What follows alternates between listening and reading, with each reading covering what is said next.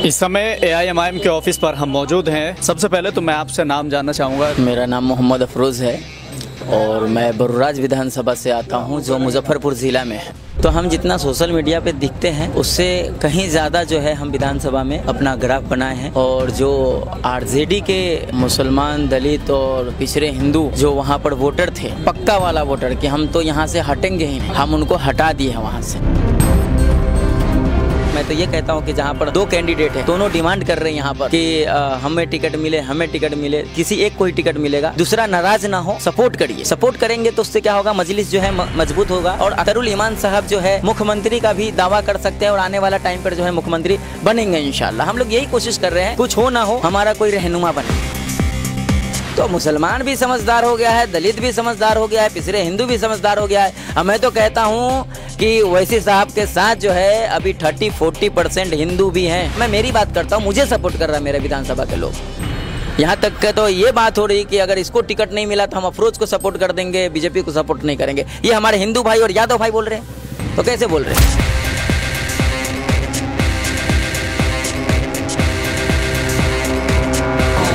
इस समय AIMIM के ऑफिस पर हम मौजूद हैं और लगातार लोगों से बातचीत जारी है। लगातार जो संभावित प्रत्याशी हैं, जो दावेदारी कर रहे हैं, उन सभी से बातचीत जारी है।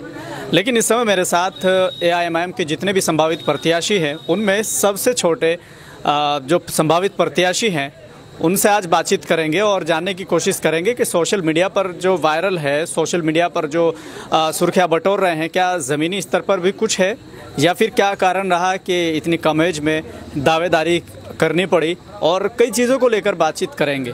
MIM से जुड़े तो कैसा महसूस हो रहा है, क्या आपसे पहले भी राजनीतिक सफ़र रहा है, क्या करते हैं, उन तमाम चीज़ों को लेकर बातचीत करेंगे। सबसे पहले तो मैं आपसे नाम जानना चाहूँगा दर्शकों के लिए। मेरा नाम मोहम्मद अफरोज़ है और मैं बरूराज विधानसभा से आता हूं, जो मुजफ्फरपुर ज़िला में है। और आपने बड़ा अच्छी बात कही कि आपने पॉलिटिक्स में क्यों आना पसंद किया या किस लिए आया, और सोशल मीडिया पे जो सुर्खियों में छाए हैं वो ज़मीनी स्तर पे है या नहीं है। तो हमने ज़मीनी स्तर पे काम किया है और वो चीज़ लोगों को दिखा है तो वो शेयर हुआ है, उसके हिसाब से जो है वो सोशल मीडिया पे चला है और वायरल हुआ है। तो हम जितना सोशल मीडिया पे दिखते हैं उससे कहीं ज़्यादा जो है हम विधानसभा में अपना ग्राफ बनाए हैं। और जो RJD के मुसलमान, दलित और पिछड़े हिंदू जो वहाँ पर वोटर थे, पक्का वाला वोटर कि हम तो यहाँ से हटेंगे ही नहीं, हम उनको हटा दिए हैं वहाँ से।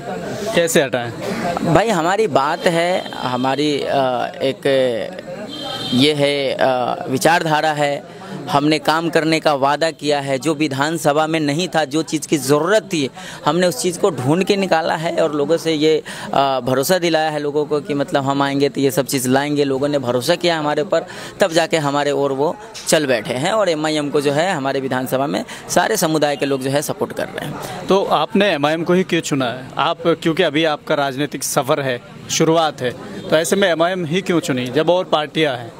देखिए, AIMIM एक ऐसी पार्टी है, पढ़ा लिखा का पार्टी है। बैरिस्टर असदुद्दीन ओवैसी साहब जो हैं वो बैरिस्टर हैं, और मैं चाहता था कि मैं जिस पार्टी में भी जाऊं वो पढ़ा लिखा का पार्टी हो और हमारे ज़ुबान पे जो है ताला लगाने वाला काम ना हो, मैं उस पार्टी को ज्वाइन करूं। तो यहाँ पर जो हक की लड़ाई है ना, आप यहाँ पर लड़ सकते हैं। दूसरे किसी भी पार्टी में चले जाए, पार्टी का जो अध्यक्ष है, जो उनका लीडर होता है, वो आपके ज़ुबान पे ताला लगा दिया जाता है, एक स्क्रिप्ट दे दिया जाता है कि आप यहाँ से यहीं तक लाइन बोलोगे, इसके अलावा नहीं। तो वो सीमित समय तक ही बोलेंगे, सीमित बातचीत ही करेंगे आपसे।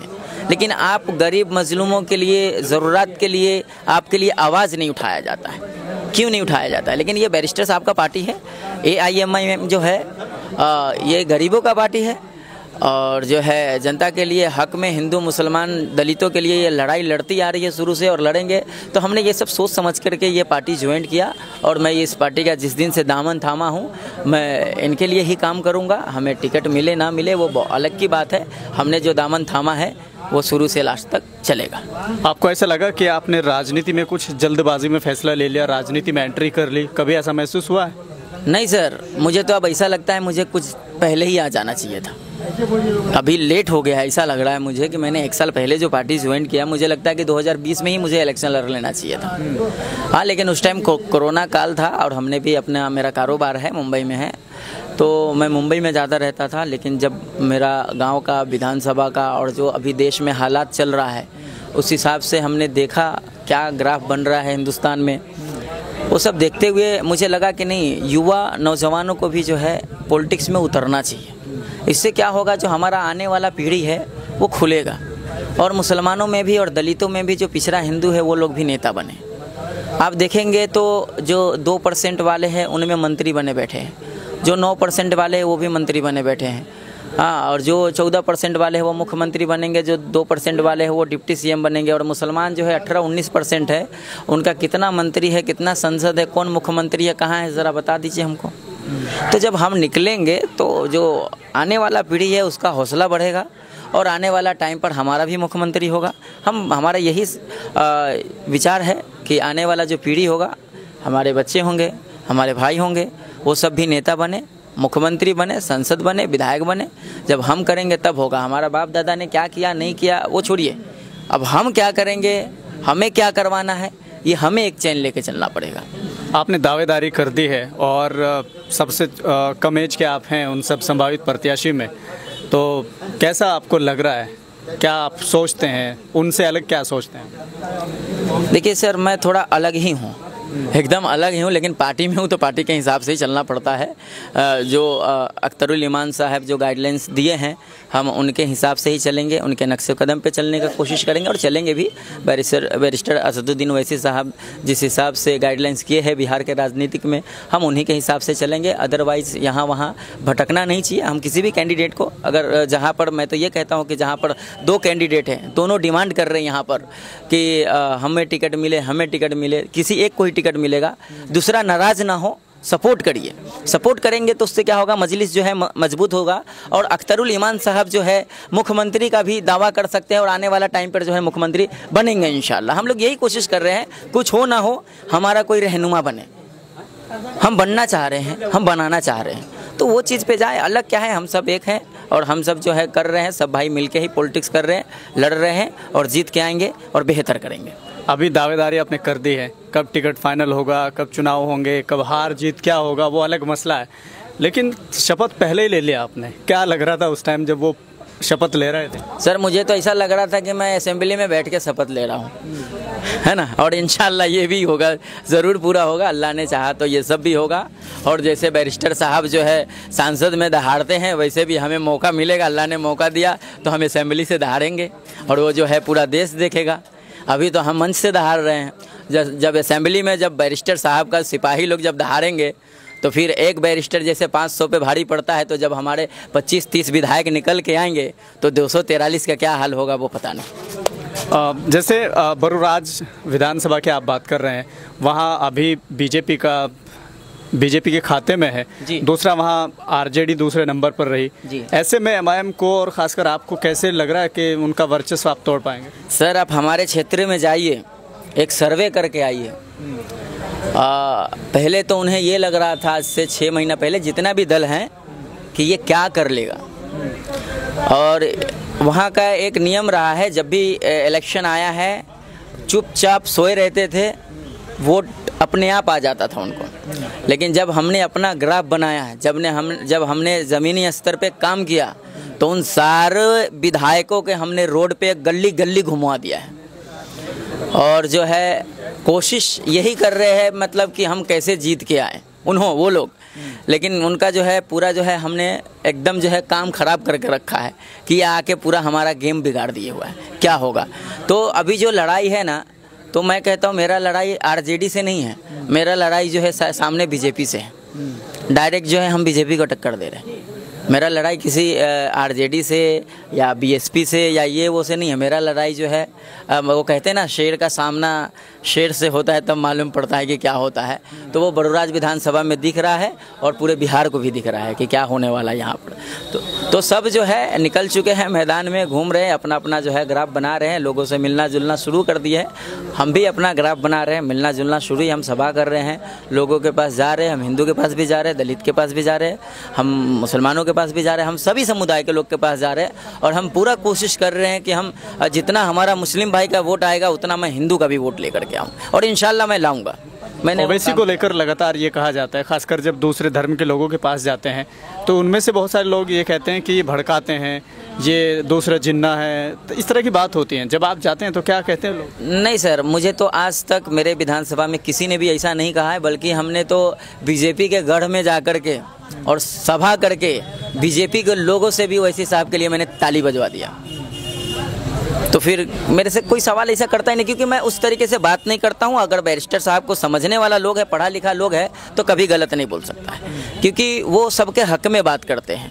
वो पढ़े लिखे हैं, जो पढ़ा लिखा होगा वो उनको समझेगा, जो पढ़ा लिखा नहीं है, जो मतलब वो एक होता है ना अंधभक्त टाइप, तो उनको जो पढ़ा दीजिएगा वो पढ़ लेगा। तो किसी को, मोदी जी को भी गाली देते थे तो क्या करिएगा उसका, तो वो होते रहता है, ये पॉलिटिक्स है। टिकट की दावेदारी आपने कर दी है, टिकट आपको मिलता है तो जनता के बीच किन मुद्दों को लेकर जाएंगे? देखिए, हमारे यहाँ पर हॉस्पिटल का सुविधा नहीं है। बरुराज विधानसभा में एक भी हॉस्पिटल नहीं है। मोतीपुर बहुत बड़ा मार्केट है, वहाँ पर हॉस्पिटल नहीं है, एम्बुलेंस नहीं है। तो हमने जो है ये जनता से वादा किया है कि जब हम आएंगे तो यहाँ पर 3 हॉस्पिटल देने का काम करेंगे और 10 एम्बुलेंस जो है वो फ्री होगा। और वहाँ पर हमारे साथ ज़्यादा से ज़्यादा युवा लोग हैं, तो उनके लिए हमने एक क्रिकेट मैदान का प्लान किया है। किसान जो है हर जगह का देखेंगे, पूरे बिहार की बात करूँ तो किसान लोग जो है खेती करना छोड़ दिया है, खेती बाड़ी नहीं कर रहे हैं महंगाई की वजह से, क्योंकि उनको नुकसान होता है, तो अपना कमाने खुटाने बाहर चले गए हैं, गुजरात, दिल्ली, बम्बई, कोलकाता चले गए हैं। तो हमने उनका भी एक तोड़ निकाला है कि वापस से वो घर पे रहें अपने फैमिली के साथ और खेती बाड़ी करके जो बाहर में पैसा कमाते हैं सऊदी, दुबई में, वो पैसा हम यहाँ पर कमा के दिखाएंगे। कैसे आप कर पाएंगे, क्योंकि लंबे समय से आरजेडी या जेडीयू राज करती आई है, वो नहीं कर पाई, तो आप कैसे कर पाएंगे? सर मैं तो कहता हूँ, अभी कैसा है, मैं एक छोटा सा एक सामान का बात कर देता हूँ, एक मोबाइल का बात कर देता हूँ। जब स्टार्टिंग में आया था नोकिया मेट्रोला का मोबाइल आया था, 1100-1200 मॉडल आया था। अभी लोग जो है सैमसंग में, ओप्पो में, वीवो में, और कहते हैं आईफोन हर साल चेंज होता है, अपडेट हो रहा है ना, वो अपडेट हो रहा है, क्योंकि वो चल नहीं रहा है, वो थक गया है। तो अभी विधानसभा में भी जो है MIM को लोग अपडेट कर रहे हैं। जो थका हुआ है उसको छोड़ दीजिए। मैंने एक लाइन लिखा था और मैंने मंच से बोला भी था कि लालटेन गईल फूट, बह गईल तेल, बिहार में राज करिए 9वीं फेल। तो पढ़े लिखे कहाँ जाएंगे, वो भी तो कुछ करेंगे ना भाई, उनको भी मौका दो, उनको भी काम करने दो। आप ही नेता बनिएगा, आप ही विधायक बनिएगा, आप ही MP बनिएगा और आप ही मुख्यमंत्री बनिएगा, तो बाकी लोग क्या खाली आपका दरी कुर्सी बिछाएंगे? नहीं होगा ना ऐसा। तो मुसलमान भी समझदार हो गया है, दलित भी समझदार हो गया है, पिछड़े हिंदू भी समझदार हो गया है। अब मैं तो कहता हूँ कि ओवैसी साहब के साथ जो है अभी 30-40% हिंदू भी हैं और हमको सपोर्ट कर रहा है। मैं मेरी बात करता हूँ, मुझे सपोर्ट कर रहा है मेरे विधानसभा के लोग। यहाँ तक के तो ये बात हो रही कि अगर इसको टिकट नहीं मिला तो हम अफरोज को सपोर्ट कर देंगे, बीजेपी को सपोर्ट नहीं करेंगे। ये हमारे हिंदू भाई और यादव भाई बोल रहे हैं, तो कैसे बोल रहे हैं? तेजस्वी यादव को आप कह रहे हैं 9वीं फेल है, लेकिन अफरोज कितना पढ़े लिखे हैं? वो हम सर्टिफिकेट बताएंगे बाद में। आपको क्यों बताएं? हम जब हमसे खोजेगा तो हम बताएंगे हम कितने पढ़े लिखे हैं। लेकिन हम दर्शकों को बता, हमको तो ये भी बोल रहा है कि ये बच्चा है, ये क्या कर लेगा। आरजेडी का बहुत सारे लोगों का है। हम कहे भैया बच्चे के सामने जो है पूरा आरजेडी के लोग आ जाओ, हम अकेले आते हैं, हमारे साथ मंच पे बहस कर लो, हम बता देंगे। 2 मिनट से ज़्यादा अगर हमारे सामने बोल लिए तो बता देना, वहीं पे मालूम पड़ जाएगा कौन ज़्यादा पढ़ा लिखा है, किसको राजनीति का ज़्यादा ज्ञान है और कौन ज्ञान बांट रहा है और कौन क्या कर सकता है, वहीं पे हम बता देंगे। तो हमारे सामने तो कोई आता ही नहीं है। हमारे लोकल मीडिया भी गए उनको बोलने के लिए कि भाई ऐसा ऐसा ऑफर आ रहा है, आप चलिए, आते ही नहीं है, क्या करें अब हम। लेकिन योग्यता बताने में क्या शर्म है? आप भी कहीं सम्राट चौधरी की तरह कर रहे हैं क्या? नहीं, सम्राट चौधरी की तरह क्यों कर रहे हैं? हम आपको अपना सर्टिफिकेट क्यों बताएं? जब जरूरत पड़ेगी तो हम बताएंगे। हम बताएंगे अख्तरुल इमान साहब को बताएंगे, हम बताएंगे बैरिस्टर साहब को बताएंगे, हम बताएंगे अपने पार्टी को लीडर को बताएंगे, है ना। हमको बताने में क्या दिक्कत है? जब वक्त आएगी तो हम बता देंगे। सम्राट चौधरी भी यही कह रहे थे, लेकिन जब मंच पे पहुंचे तो कुछ को कुछ बता रहे, तो डाउट है क्या? नहीं, मेरे को कोई डाउट नहीं, ऐसा कुछ भी नहीं है। तो फिर बताने में क्या दिक्कत है? मोदी जी भी अभी तक नहीं दिए, वो भी आके मीडिया में अमित शाह दिखा सकते हैं, तो फिर आपको क्या दिक्कत है? नहीं, हम भी दिखा देंगे, हम भी दिखा देंगे। तेजस्वी यादव भी दिखाएं, मोदी जी भी दिखाएं, हम भी दिखा देंगे, क्या दिक्कत है? हम उनका वेट कर रहे हैं। अच्छा, वो दिखाएंगे तो आप दिखाएंगे? वो दिखाएंगे तो हम दिखाएंगे। आने वाला फ्यूचर के हम ही लोग मुख्यमंत्री बनेंगे, MP सांसद बनेंगे इंशाल्लाह। तो अभी वो देश के प्रधानमंत्री है, अमित शाह गृह मंत्री है, वो दिखा रहे हैं, अभी तो आपको बहुत कुछ करना पड़ेगा, आप क्यों नहीं बता सकते? जी बिल्कुल बिल्कुल बिल्कुल करेंगे, मेहनत करेंगे और आएंगे, बन के आएंगे। हमारे अख्तरुल साहब जो है, अख्तरुल ईमान साहब जो है मुख्यमंत्री भी बनेंगे, अभी ही बनेंगे। अभी देखिए क्या क्या होता है। अभी तो यहाँ पहले तो कोलकाता में खेला हो रहा था, अभी तो बिहार में खेला होगा। साथ में ना ले करके मतलब समझदारी नहीं किए हैं, बहुत बड़ा गलती किए हैं। ये हमारे लिए और फायदा का काम है। क्या फायदा इससे आपको होगा? कह रहे हैं कि वोट कट जाएंगे। हमने तो 6 सीट मांगा था ना। जब हम 40-50 सीट पे अगर लड़ दिए तो जाहिर सी बात है हम 25 सीट निकाल के लाएंगे। जब 25 सीट निकाल के लाएंगे तो जब पिछला 2020 में जब 8 सीट की उनकी ज़रूरत पड़ रही थी सरकार बनाने के लिए, तो अगर हम 25 सीट लेकर के आएंगे तो क्या ज़रूरत नहीं पड़ेगा? तब मुख्यमंत्री कौन होगा, डिप्टी सीएम कौन होगा? जैसे आपको अंदाजा है कि हमारी 25 सीटें आ रही है, ऐसी वो सोच रहे हैं आरजेडी वाले कि हमारी सरकार बनी, तो जब उनकी सरकार बनी तो उनके हिसाब से तो आप सीटें। ज़्यादा टाइम नहीं है, सालों से हम इंतजार कर रहे हैं, बस 1 महीने के बाद देख लेते हैं। हम भी देख लेंगे, वो भी देख लेंगे, आप भी मीडिया पे चला दीजिएगा जो देखिएगा। क्या दूरी कहाँ रह गया है अब? क्या काम करते हैं मुंबई में? हमारा बिजनेस है, बिल्डिंग लाइन का है और मुंबई में ही है हमारा ऑफिस घर भी है। और यहाँ बरूराज विधानसभा में ही मैं पैदा लिया हूँ, बड़ा हुआ हूँ, सब कुछ कारोबार मेरा वहाँ पर है।